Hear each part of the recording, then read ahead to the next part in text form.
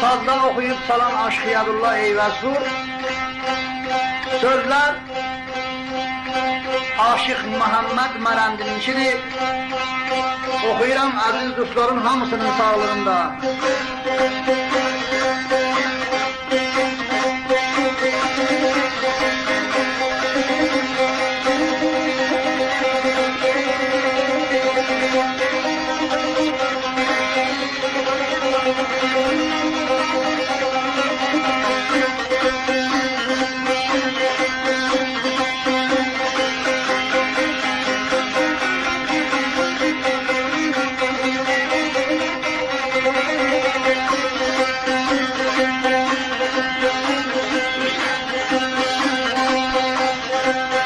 Yar Habib,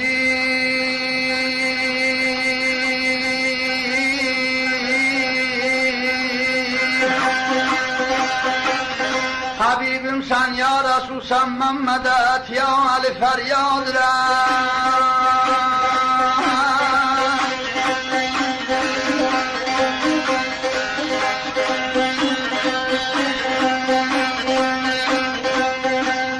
Abele iptida Bismillah deyip girirəm meydana mən. Sözüm doğru söylərəm merdana mən.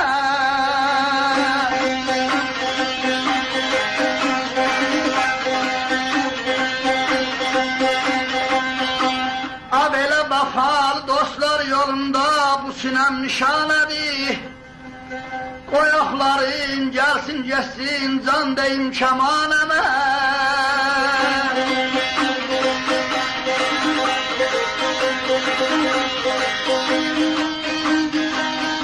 Abela koyakların gelsin geçsin ay.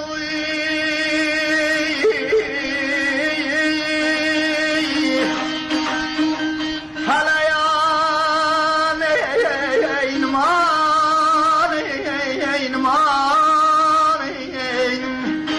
can deyim kemaneme.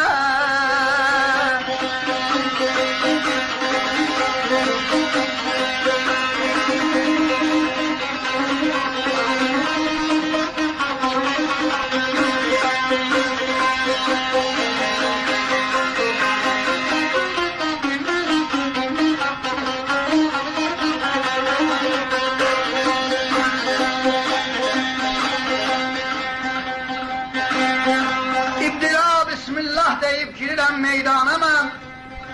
Özüm sözüm doğru söylərəm merdana mən. Vəfalı dostlar yolunda bu sinem nişanədir. Qoyaqların gelsin geçsin can deyim kemana mən. Alıp dübara.